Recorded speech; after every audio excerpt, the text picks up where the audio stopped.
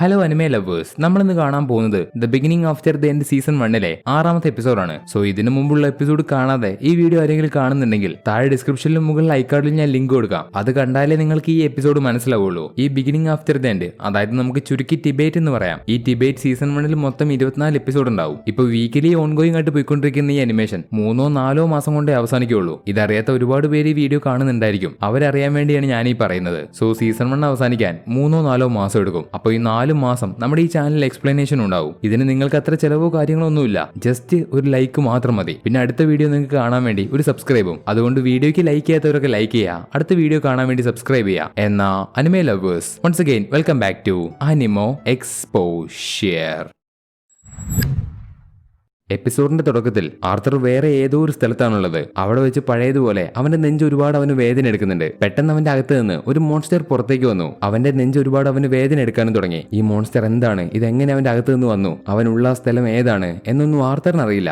ആർട്ടി എണീക്ക്. പെട്ടെന്ന് ആർത്തർ ഉറക്കത്തിൽ നിന്ന് കണ്ണു തുറന്നു. അതെ, ഇത്രയും നേരം അവൻ കണ്ടത് അവന്റെ സ്വപ്നമായിരുന്നു. ഗുഡ് മോർണിംഗ് ആർട്ടി, നിനക്ക് എണീക്കാനുള്ള സമയമായി എന്ന് പറഞ്ഞ ടെസിയ രാവിലെ തന്നെ അവനെ എണീപ്പിക്കാൻ നോക്കുകയാണ്. പ്ലീസ്, സ്വപ്നത്തിലെ ഒരു മോൺസ്റ്റർ, എനിക്ക് 5 മിനിറ്റ് എന്ന് തിരിച്ച് ആർത്തർ അവൻ കണ്ട സ്വപ്നത്തെ പറ്റി പറയാൻ നോക്കുമ്പോ അത് കേട്ട ടെസിയ അവൻ അവളെയാണ് മോൺസ്റ്റർ എന്ന് വിളിച്ചതെന്ന് വിചാരിച്ചു. എന്താടാ നീ എന്നെ പറഞ്ഞേ, മോൺസ്റ്റർ എന്നോ? നിന്നെയൊക്കെ വിളിക്കാൻ വന്ന എന്നെ പറഞ്ഞാൽ മതിയല്ലോ. പെട്ടെന്ന് എണീക്ക്, മുത്തശ്ശൻ നിനക്ക് വേണ്ടി കാത്തിരിക്കുകയാണ് എന്ന് പറഞ്ഞ ടെസിയ ആർത്തറിനെ എണീപ്പിച്ചു. ഹേ ആർത്തർ, ശരിക്കും നീ ഇവിടെ നിൽക്കാൻ പോവുകയാണോ? എനിക്കതിൽ അത്ര ഉറപ്പൊന്നും പറയാൻ പറ്റില്ല. പക്ഷെ ഇന്ന് നമ്മൾ പോകുന്ന സ്ഥലത്ത് നിന്ന് തിരിച്ചു വരുമ്പോ അതിനുള്ള ഉത്തരം കിട്ടും എന്ന് ആർത്തർ ടെസിയോട് പറയുന്നു. അതിന് ടെസിയ അവനോട്, എന്നാ നീ പെട്ടെന്ന് ഡ്രസ്സ് മാറ്റി വാ, നമുക്ക് പോവാം. അങ്ങനെ ഡ്രസ്സ് മാറ്റി ആർത്തറും ടെസിയയും താഴേക്ക് വരുമ്പോ കിങ് ആൾഡ്വിൻ വീഡിയോനോട്, അച്ഛാ ഞാൻ നിങ്ങളുടെ കാല് പിടിക്കാം, നിങ്ങൾ പറയുന്നൊന്ന് മനസ്സിലാക്ക്. എലനോറിൽ ഒരിക്കലും ഒരു മനുഷ്യൻ ചേരില്ല, അത് നിങ്ങൾക്ക് അറിയില്ലേ. നമ്മളൊരു മനുഷ്യനെ ഇവിടെ നിൽക്കാൻ സമ്മതിച്ചാൽ അത് നമ്മൾ ഇത്രയും കാലം സൂക്ഷിച്ചു വന്ന നമ്മുടെ പാരമ്പര്യത്തിനെ ബാധിക്കും. അതുകൊണ്ട് അവനെ ഇവിടെ നിർത്താൻ സമ്മതിക്കരുത്. അതിന് കിങ് വീഡിയോൻ തിരിച്ച്, ഞാൻ ആ ചെറിയ കുട്ടിയെ എന്റെ ശിഷ്യനാക്കി കഴിഞ്ഞു, ഇനി അതിൽ യാതൊരു മാറ്റവും ഇല്ല. ഇതൊക്കെ കണ്ട് ടെസിയെ ഓടി വന്ന്, അച്ഛാ അവൻ എന്റെ ജീവൻ രക്ഷപ്പെടുത്തിയതാണ്, അതുകൊണ്ട് അവനോട് എപ്പോഴും നമ്മൾ കടപ്പെട്ടിരിക്കണം. അതിന് കിങ് ആവട്ടെ, നിന്നെ രക്ഷപ്പെടുത്തിയതിന് ഞാൻ അവനോട് തിരിച്ച് നന്ദി പറഞ്ഞല്ലോ. പക്ഷെ അച്ഛാ അതങ്ങനെയല്ല. ടെസിയ മിണ്ടാതിരിക്കെ. എല്ലാവരും ഒന്ന് നിർത്തുന്നുണ്ടോ പിള്ളേരെ, പെട്ടെന്ന് ഒന്ന് വണ്ടിക്കകത്ത് കയറ് എന്ന് വീര്യൻ പറയുമ്പോ അവരവിടുന്ന് വണ്ടിയിൽ കയറി പോവുകയാണ്. ശേഷം പോകുന്ന വഴിക്ക് വെച്ച് ആർത്തർ വീര്യനോട്, മുത്തശ്ശ നിങ്ങളുടെ ആ വിചിത്രമായിട്ടുള്ള ഫ്രണ്ടിന്റെ അടുത്തേക്ക് ഇനിയും എത്ര ദൂരം നമ്മൾ പോകണം? എന്താ നീ വിളിച്ചേ, മുത്തശ്ശ എന്നോ? ആ വിളി കേൾക്കുമ്പോ നിനക്കെന്നെ അത്രയ്ക്ക് ഇഷ്ടപ്പെട്ടെന്ന് തോന്നല്ലോ എന്ന് വീര്യൻ ആർത്തറിനോട് ചോദിക്കുമ്പോ ആർത്തർ തിരിച്ച്, അതെ, ആൾക്കാരുടെ സ്വഭാവം എങ്ങനെയാണോ അതുപോലെ എന്റെ രീതിയും ഞാൻ മാറ്റും. ഓ അങ്ങനെയാണല്ലേ, എന്നാ നീ നിനക്ക് ഇഷ്ടപ്പെട്ടതുപോലെ വിളിച്ചോ. ഇങ്ങനെ അവർ രണ്ടുപേരും സംസാരിക്കുന്ന ഈ സമയത്ത് ടെസിയ ആർത്തറിന്റെ തോളത്ത് ചാരി ഉറങ്ങി. ഇത് കാണുന്ന വീര്യൻ ആർത്തറിനോട്, ഇവൾ ഇന്ന് രാവിലെ നേരത്തെ എണീറ്റു. ഇന്ന് നിനക്ക് എന്താണ് സംഭവിക്കാൻ പോകുന്നതെന്ന് അറിയാൻ അവൾക്കാണ് ഏറ്റവും കൂടുതൽ ആകാംക്ഷ. ഭാവിയിലേക്കുള്ള ഞങ്ങളുടെ രാജകുമാരി ആയതുകൊണ്ട് അവൾ ഒറ്റപ്പെട്ട് ഇത്രയും നാളും ജീവിച്ചു. അവളുടെ സ്വന്തം കൂട്ടുകാർ പോലും അവളെ ചതിച്ചിട്ടുണ്ട്, അവളെ പറ്റിക്കാറുണ്ട്. അതുകൊണ്ട് ഇവൾ ആദ്യമായിട്ട് കാണുന്ന ആൾക്കാരോട് കൂടുതൽ അടുക്കാറില്ല. അവൾ അവരുടെ അടുത്ത് നിന്ന് കുറച്ച് മാറി നിൽക്കും. പക്ഷെ നിന്റെ കൂടെ ഇരിക്കുമ്പോൾ അവൾ ഒരുപാട് ചിരിക്കാറുണ്ട്. എന്റെ അറിവിൽ അവൾ ഇതുപോലെ ചിരിക്കുന്നത് ഒരുപാട് കാലങ്ങൾക്ക് ശേഷമാണ്. ഇതിനെല്ലാം കാരണം നീ ആയതുകൊണ്ട് ഒരുപാട് നന്ദിയുണ്ട്. ഇത് കേട്ട് അതിശയിച്ചു പോകുന്ന ആർത്തർ അവന്റെ മനസ്സിൽ, ഇദ്ദേഹം വേണ്ടി വന്നാൽ ഒരു കുട്ടിയോട് പോലും നന്ദി പറയും, അതുകൊണ്ട് ഇദ്ദേഹത്തെ എനിക്ക് വിശ്വസിക്കാം എന്നിങ്ങനെ ചിന്തിക്കുന്ന ആർത്തർ അവസാനം ആ സ്ഥലത്തേക്ക് എത്തി. ഒരു സാധാരണ ഫ്രണ്ടിനെ കാണാൻ ഒരു കിങ് തന്നെ നേരിട്ട് വന്നിട്ടുണ്ടെങ്കിൽ ആരായിരിക്കും അവര് എന്നിങ്ങനെ ആർത്തർ അവന്റെ മനസ്സിൽ ചിന്തിക്കുമ്പോ വീര്യൻ പെട്ടെന്ന് അവർ വന്ന് നിൽക്കുന്ന ആ വീടിന്റെ വാതിലിന് ആഞ്ഞു ചവിട്ടി. ഞാൻ ഇവിടേക്ക് വന്നത് നീ കണ്ടില്ലേ, പുറത്തേക്ക് ഇറങ്ങി വാടി കിളവി എന്നിങ്ങനെ വീര്യൻ ഒച്ചയിട്ട് പറയുമ്പോ അപ്പുറത്ത് നിന്ന് യാതൊരു കുലുക്കവുമില്ല. അതുകൊണ്ട് വീര്യൻ അടുത്ത് പോയി നോക്കുമ്പോ പെട്ടെന്ന് അവര് കാണാൻ വന്ന ആ സ്ത്രീ ആ വാതിൽ തുറന്നു. പന്ന കിളവാ, എനിക്ക് നീ പറയുന്നത് നല്ലപോലെ കേൾക്കാം, എനിക്ക് ചെവിക്കൊരു കുഴപ്പമില്ല എന്നാ സ്ത്രീ ഒരു പേടിയില്ലാതെ വീര്യനോട് തിരിച്ചു പറഞ്ഞു. കുട്ടികളെ, ഇതാണ് എന്റെ പഴയ ഫ്രണ്ട്, പേര്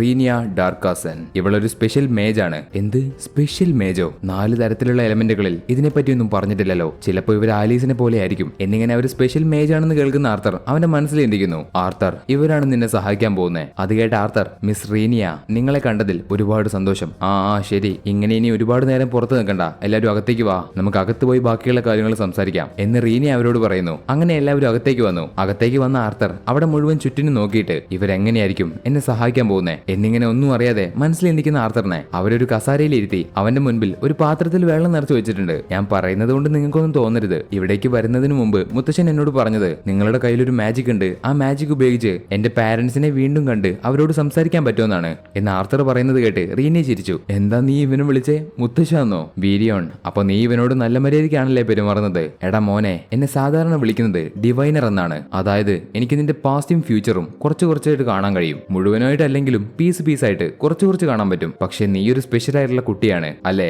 കാരണം നിന്നെ കുറിച്ചുള്ള കുറച്ച് കാര്യങ്ങൾ എനിക്ക് കാണാൻ കഴിയുന്നില്ല. എന്നാ നീ ഇവിടേക്ക് വന്നത് നിന്റെ പാസ്റ്റും ഫ്യൂച്ചറും കാണാനല്ല അല്ലല്ലോ? അതെ, ഞാൻ അതിനുവേണ്ടിയല്ല ഇവിടേക്ക് വന്നേ. അതിന് റീനി അവനോട് നിന്റെ പാരന്റ്സിനെ കണ്ടുപിടിച്ച് അവരോട് നീ ജീവനോടുള്ള കാര്യം അറിയിക്കണം, അതല്ലേ നിനക്ക് വേണ്ടേ? ഇതിന് ആർത്തർ അതേ എന്ന് തിരിച്ചു പറഞ്ഞു. എന്നാ നീ ഇതിലേക്ക് സൂക്ഷിച്ചു നോക്ക് എന്ന് പറഞ്ഞ റീനിയ ആ വെള്ളം നിറച്ച പാത്രം അവന്റെ മുൻപിലേക്ക് നീട്ടി. ഇനി നീ നിന്റെ മനസ്സിൽ നിന്റെ പാരന്റ്സിനെ കുറിച്ച് ആലോചിക്ക്. അവരുടെ മുഖം നിന്നെ കൊണ്ട് പറ്റുന്നതുപോലെ വ്യക്തമായിട്ട് ഓർക്ക്. നിന്റെ മനസ്സിൽ അവരെ കണ്ടു കഴിഞ്ഞാൽ നിനക്ക് അവരോട് സംസാരിക്കാം എന്ന് പറഞ്ഞ റീനിയ അവർ ആർത്തറിന് നേരെ ഒരു മാജിക് ഉപയോഗിക്കുന്നു. അങ്ങനെ അവന്റെ മുൻപിലുള്ള പാത്രത്തിലെ വെള്ളത്തിൽ അവൻ അവന്റെ അച്ഛനെയും അമ്മയും കണ്ടു. അവരിപ്പോ രണ്ടുപേരും വല്ലാത്തൊരു അവസ്ഥയിലാണ്. രണ്ടുപേർക്കും ആർത്തറിനെ നഷ്ടപ്പെട്ടതിൽ ഒരുപാട് കുറ്റബോധമുണ്ട്. അന്ന് നിന്നെയും നിന്റെ ഉള്ളിലുള്ള കുട്ടിയെയും രക്ഷിക്കാൻ ഞാൻ അവനോട് പറഞ്ഞിട്ടില്ലായിരുന്നെങ്കിൽ അവൻ ഇപ്പോഴും ജീവനോടെ ഉണ്ടായിരുന്നേനെ. അവൻ നമ്മളെ വിട്ട് പോകാൻ കാരണം ഞാനാണ് എന്ന് പറഞ്ഞ രണ്ടുപേരും ആർത്തറിന് നഷ്ടപ്പെട്ട വേദന കൊണ്ട് അവരെ തന്നെ സ്വയം കുറ്റപ്പെടുത്തിക്കൊണ്ടിരിക്കുകയാണ്. അന്ന് കൊള്ളക്കാരുടെ ആക്രമണത്തിൽ ആർത്തർ കൊക്കയിലേക്ക് വീണതിന് ശേഷം അവരെല്ലാവരും ചേർന്ന് ആ കൊള്ളക്കാരെ കൊന്നു. പക്ഷെ അവരെ കൊണ്ട് ആർത്തറിനെ രക്ഷിക്കാൻ പറ്റിയില്ലല്ലോ. അതുകൊണ്ട് അതിന്റെ കുറ്റബോധം റെയ്നോൾഡിനുണ്ടായിരുന്നു. എന്നിരുന്നാൽ പോലും അവരവിടെ നിന്നിട്ട് കാര്യമില്ല. അതുകൊണ്ട് അവർ വീണ്ടും അവരുടെ യാത്ര തുടങ്ങി. എവിടേക്കാണോ അവർ ആർത്തറിനെ കൊണ്ട് പോകാനിരുന്നത് ആ സ്ഥലത്തേക്ക് തന്നെ അവർ എത്തിച്ചേർന്നു. അവിടെ എത്തിയ ആലീസും റെയ്നോൾഡും അവന്റെ കൂട്ടുകാരന്റെ ഒരു വലിയ വീട്ടിലാണ് താമസിക്കുന്നത്. അവർ രക്ഷപ്പെട്ടു. അതുപോലെ അവർക്കൊരു കുട്ടി ജനിക്കാൻ പോകുന്നുണ്ട്. എന്നിരുന്നാൽ പോലും ആർത്തറിനെ രക്ഷിക്കാൻ പറ്റാത്തതിന്റെ കുറ്റബോധം കൊണ്ട് അവർ രണ്ടുപേരും എപ്പോഴും സങ്കടത്തിലാണ്. അങ്ങനെ അവർ ഇതോർത്ത് കരയുമ്പോൾ പെട്ടെന്ന് ആർത്തർ അവരെ അമ്മേ അച്ഛാന്ന് വിളിച്ചു. അവന്റെ ശബ്ദം മാത്രമേ അവർക്ക് കേൾക്കുന്നുള്ളൂ. അമ്മേ അച്ഛാ ഇത് ഞാനാണ്. അത് കേട്ട് അവർക്ക് രണ്ടുപേർക്കും ഒന്നും മനസ്സിലായില്ല. അവർ അത്ഭുതത്തോടെ ആർത്തർ ഇത് നീ തന്നെയാണോ? അതിന് ആർത്തർ അവരോട് അച്ഛാ അമ്മേ എനിക്ക് കുഴപ്പമൊന്നുമില്ല, ഞാൻ ഇപ്പോഴും ജീവനോടെ തന്നെയുണ്ട്. എൽഫുകളുടെ നാടായ കിങ്ഡം ഓഫ് എലനോറിൽ. അതുപോലെ നിങ്ങളോട് ഞാനിപ്പോ സംസാരിക്കുന്നത് ഒരു പ്രത്യേകതരം മാജിക് ഉപയോഗിച്ചിട്ടാണ്. എനിക്ക് നിങ്ങളുടെ അടുത്തേക്ക് എത്രയും പെട്ടെന്ന് വരണമെന്നുണ്ട്. പക്ഷെ ഇപ്പൊ എന്നെ കൊണ്ട് അതിന് കഴിയില്ല. കാരണം എന്റെ ശരീരത്തിൽ എന്തോ ഒരു പ്രശ്നമുണ്ട്. എന്നാൽ അതെനിക്ക് ഇവിടെ നിന്നുകൊണ്ട് ഭേദമാക്കാൻ പറ്റും. ഇത് അത്ര വലിയ പ്രശ്നമുള്ള കാര്യമൊന്നുമല്ല. അതുകൊണ്ട് നിങ്ങൾ പേടിക്കണ്ട. ഇത് ശരിയായി കഴിഞ്ഞാൽ ഉടനെ ഞാൻ നിങ്ങളുടെ അടുത്തേക്ക് പെട്ടെന്ന് തന്നെ തിരിച്ചു വരും. അതുപോലെ എനിക്ക് സംഭവിച്ചതിനെ കുറിച്ച് ആലോചിച്ച് നിങ്ങൾ രണ്ടുപേരും പരസ്പരം കുറ്റപ്പെടുത്തണ്ട. എനിക്ക് സംഭവിച്ചതിനെല്ലാം കാരണം ഞാനാണ്. ഇനി അവിടെ വെച്ച് ഞാൻ മരിച്ചിരുന്നെങ്കിൽ പോലും അതിന് കാരണക്കാരൻ ഞാനായിരിക്കും. ഇനി ഇതുപോലെ അടുത്ത പ്രാവശ്യം നിങ്ങളോട് എപ്പോൾ സംസാരിക്കാൻ പറ്റുമെന്ന് എനിക്കറിയില്ല. പക്ഷെ നിങ്ങൾ എന്നെ ഓർത്ത് പേടിക്കണ്ട.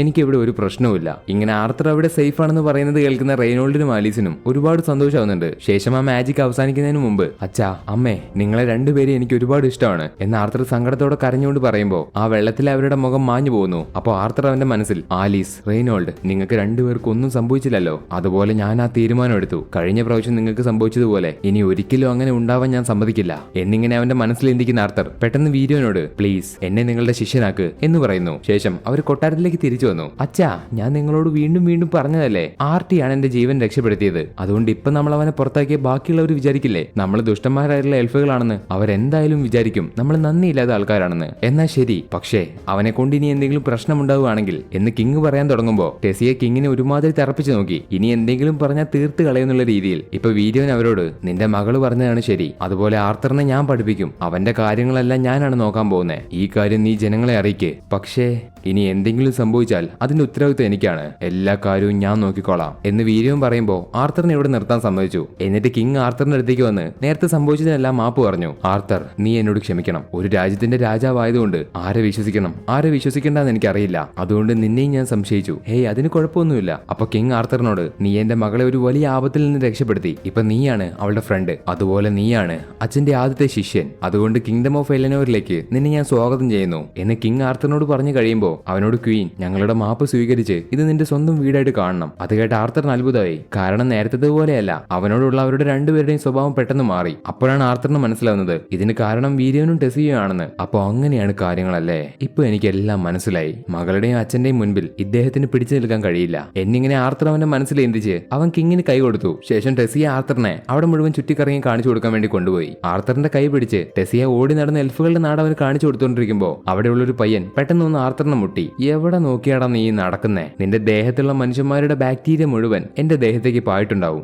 ലോർഡ് വീര്യോന് നിന്നെ ഇഷ്ടമായതുകൊണ്ട് മാത്രമാണ് ഒരു മനുഷ്യനായി നീ ഇവിടെ നിൽക്കുന്നേ. അതെ അതെ ശരിയാണ്, അവനെ കാണാൻ തന്നെ ഒരു കുരങ്ങനെ പോലെയുണ്ട് എന്നാ പയ്യന്റെ കൂടെയുള്ള കുട്ടികളും പറയുന്നു. ആർത്തി അവന്മാർ അവിടെ കിടന്ന് എന്തെങ്കിലും പറഞ്ഞോട്ടെ, തലയ്ക്ക് വെളിവില്ലാത്തവന്മാരാ, നീ ഒന്നും മിണ്ടാൻ പോണ്ട. അപ്പൊ ആ പ്രശ്നം ഉണ്ടാക്കാൻ വന്ന പയ്യൻ ലേഡി ടെസിയ നിങ്ങളെ ഇവ പറഞ്ഞു വയ്ക്കിയതാണെന്ന് എനിക്കറിയാം. മനുഷ്യന്മാരെല്ലാം അങ്ങനെയാ, വൃത്തികെട്ട ജന്മം. അതുകൊണ്ട് അവന്റെ കൂടെ നിൽക്കാതെ ഞങ്ങളുടെ കൂടെ വാ. നിങ്ങളെയും ഞാൻ ഫെയറി തിവ്സാർ ഇവന്റെ അടുത്ത് നിന്ന് രക്ഷപ്പെടുത്താം. പെട്ടെന്ന് ആർത്തർ എന്ത് ഫെയറിതോ? ഫെയറി തിവിസിയാറുവോ? ഓ നിനക്ക് എന്റെ പേര് കേട്ടപ്പോ തന്നെ മനസ്സിലായെന്ന് തോന്നുന്നു. നിക്ക് എന്താ നീ എന്നെ വിളിച്ചേ? എന്റെ പേര് ഇവസാർ എന്നാണ്. അതിന് അതിന് ആർത്തർ അവനോട് ഓ ശരി സാർ, ഇനി ഞാൻ മറക്കില്ല. നിങ്ങളെപ്പോലെ ബുദ്ധിമാനായിട്ടുള്ള ആൾക്കാരാണ് വലുത്. എന്നെപ്പോലെയുള്ള മണ്ടന്മാരോട് അങ്ങ് ക്ഷമിച്ചാലും അടുത്ത പ്രാവശ്യം തെറ്റിക്കാതെ പേര് പറഞ്ഞോളാമേ എന്ന് പറഞ്ഞ് ആർത്തർ അവനെ കളിയാക്കി തിരിഞ്ഞ് നടന്നു പോകുമ്പോ അവിടെ നിക്കടാ, നീ എന്നെ കളിയാക്കിയതാണെന്ന് എനിക്ക് മനസ്സിലാവില്ല എന്ന് വിചാരിച്ചോ? ധൈര്യം ഉണ്ടെങ്കിൽ ഇവിടെ വെച്ച് എന്റെ കൂടെ ഒറ്റയ്ക്കൊറ്റയ്ക്ക് തല്ലാൻ വാടാ. ഇവസാർ ഫാമിലിയുടെ അഭിമാനമായ ഞാൻ നിന്നെ ചലഞ്ച് ചെയ്യുന്നു. അപ്പൊ ടെസിയ അവനോട് ഡാ ചെറുക്ക, എൽഡർ വീര്യന്റെ ആളോട് കളിച്ചാ പിന്നെ എന്താ സംഭവിക്കാൻ പോകുന്ന എനിക്കറിയാലോ.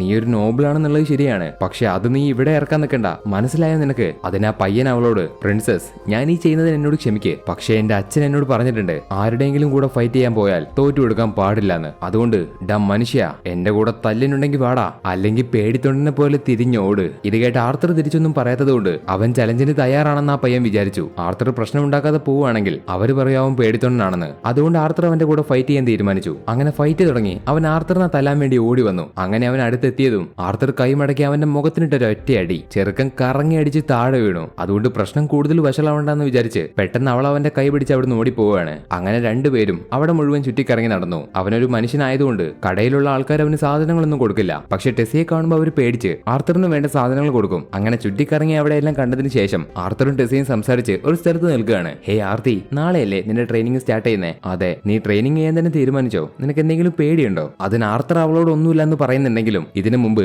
വീര്യവൻ അവനോട് പറഞ്ഞ കാര്യം അവൻ ഓർക്കുന്നുണ്ട്. കാര്യങ്ങൾ ഞാൻ നിന്നോട് തുറന്നു പറയാം. എന്റെ ട്രെയിനിങ് അത്ര നിസ്സാരമല്ല. അത് നിനക്ക് വളരെ ബുദ്ധിമുട്ടായിരിക്കും. ഞാൻ ചെയ്യാൻ പോകുന്ന ട്രെയിനിങ്ങിന്റെ പേരാണ് ബീസ്റ്റ് ടമർ ട്രെയിനിങ്. ഈ ട്രെയിനിങ് ഒരുപാട് ബുദ്ധിമുട്ടാണ്. നിന്റെ ശരീരം തിളച്ച ടാറിൽ മുക്കിയെടുക്കുന്നത് പോലെ ആയിരിക്കും. ഇവിടെ നീ നിൽക്കുന്നത് നിന്റെ ആഗ്രഹപ്രകാരമാണ്. ഇവിടെ ഇപ്പൊ നിന്നെ സഹായിക്കാൻ നിന്റെ സ്വന്തം കുടുംബമില്ല. അതുപോലെ ഇവിടെ ഓരോ ദിവസവും നീ അതിജീവിക്കാൻ ഒരുപാട് കഷ്ടപ്പെടേണ്ടി വരും. ഈ കാര്യങ്ങളൊക്കെ നീ മറികടന്ന് വന്നാൽ നീ മുമ്പത്തേതിനേക്കാൾ ഒരുപാട് സ്ട്രോങ് ആവും. അതുകൊണ്ട് അവസാനമായിട്ട് ഞാൻ നിന്നോടൊരു കാര്യം ചോദിക്കാം. നീ ഇതിന് തയ്യാറാണോ? അതിന് ആർത്തർ അപ്പൊ വീര്യനോട് അവൻ എന്തിനും തയ്യാറാണെന്ന് പറഞ്ഞു. ഇപ്പൊ ഈ കാര്യങ്ങൾ ഓർക്കുന്ന ആർത്തർ ടെസിയയോട് നാളത്തെ ട്രെയിനിങ്ങിന് വേണ്ടി ഞാൻ തയ്യാറാണ്. ഇവിടേക്ക് വരുന്നതിന് മുമ്പ് ഞാൻ ഒരുപാട് കാര്യങ്ങൾ ചെയ്തിട്ടുണ്ട്. എന്റെ പാരന്റ്സിന്റെ കൂടെ ട്രെയിനിങ് ചെയ്തു. എന്നെ കൊണ്ട് കഴിയുന്നത് പോലെ ഒരുപാട് ഫൈറ്റ് ചെയ്തു. ഇപ്പൊ ഇതിനു വേണ്ടിയും ഞാൻ ഒരുപാട് ആകാംക്ഷയിലാണ്. ഇതൊക്കെ ഞാൻ തെരഞ്ഞെടുക്കുന്നത് എന്റെ ഭാവിക്ക് വേണ്ടിയാണ്. ഇത് കേട്ട ടെസിയ ആർത്തറിനോട് എന്നാൽ ഞാനും ഒരുപാട് കഷ്ടപ്പെടും. എന്നെ കൊണ്ട് കഴിയുന്നത് പോലെ ഞാനും ട്രെയിനിങ് ചെയ്യും. അങ്ങനെ ഞാൻ നിന്റെ കൂടെ എത്തും. നിനക്ക് ഒരിക്കലും എന്നെ തോൽപ്പിക്കാൻ പറ്റില്ല. പക്ഷേ എനിക്കിപ്പോ വിശക്കുന്നുണ്ട്, വാ നമുക്ക് എന്തെങ്കിലും പോയി തിന്നാം എന്ന് പറഞ്ഞ ടെസിയ. ശേഷം അടുത്ത ദിവസം വീര്യവന്റെ കൂടെ ആർത്തറിന്റെ ട്രെയിനിങ് ആരംഭിച്ചു. ഈ പുതിയ ലോകത്ത് സമയം പെട്ടെന്ന് തന്നെ കടന്നുപോയി. അവൻ ഒരുപാട് വളർന്നു. അവൻ ഒരുപാട് സ്ട്രോങ് ആയി. പക്ഷെ അവൻ മുമ്പോട്ട് പോകും തോറും ബുദ്ധിമുട്ടുകൾ കൂടി വന്നു. എന്നാലും അവൻ അതൊക്കെ മറികടന്ന് അവന്റെ മുമ്പിൽ കാണുന്ന വാതിലിലേക്ക് സഞ്ചരിച്ചു. അങ്ങനെ ഇപ്പൊ ആർത്തർ അവിടെ വന്നിട്ട് 3 വർഷം കടന്നുപോയി. ആർത്തർ ആർത്തർ ഹേ എണീക്ക് എന്ന് പറഞ്ഞ് ടെസിയ പഴയതുപോലെ ആർത്തറിനെ വിളിക്കുന്നു. പക്ഷെ ആർത്തർ എണീക്കുന്നില്ല. അതുകൊണ്ട് അവളുടെ പവർ ഉപയോഗിച്ച് അവൾ ആർത്തറിന്റെ കാല് ചൂടാക്കി. നിർത്ത് നിർത്ത് നിർത്ത്, ഞാൻ എണീറ്റു എന്ന് പറഞ്ഞ് ആർത്തർ ചാടി എണീറ്റു. നീ ഇപ്പൊ എന്റെ കാലിൽ മാനയല്ലേ ഉപയോഗിച്ചേ? ടെസിയ, നിനക്കെന്നെ പതുക്കെയൊക്കെ ഒന്ന് വിളിച്ചാ പോരെ, ഞാൻ എഴുന്നേക്കില്ലേ? ഓ ഞാൻ ആദ്യം അങ്ങനെ ചെയ്തേ, പക്ഷെ എത്ര വിളിച്ചിട്ട് നീ എണീക്കുന്നില്ല എന്നിങ്ങനെ ആർത്തറിനോട് വലുതായ ടെസിയെ പറയുന്നത് കാണിച്ചുകൊണ്ട് ഈ ഒരു എപ്പിസോഡ് ഇവിടെ വെച്ച് അവസാനിക്കുന്നു. സോ നിങ്ങൾക്ക് ഈ വീഡിയോ ഇഷ്ടപ്പെട്ടെന്ന് ഞാൻ വിചാരിക്കുന്നു. അതുകൊണ്ട് വീഡിയോ ഇഷ്ടപ്പെട്ടാൽ ലൈക്ക് ചെയ്യുക, അടുത്ത വീഡിയോ കാണാൻ വേണ്ടി സബ്സ്ക്രൈബ് ചെയ്യുക. അതുപോലെ വീഡിയോയെ കുറിച്ചുള്ള നിങ്ങളുടെ അഭിപ്രായം കമന്റ് ആയിട്ട് അറിയിക്കുക. എന്നാ അടുത്തൊരു വീഡിയോയുമായി കാണുന്നത് വരെ അനിമേ ലവേഴ്സ്, ഇറ്റ്സ് മീ അനിമോ.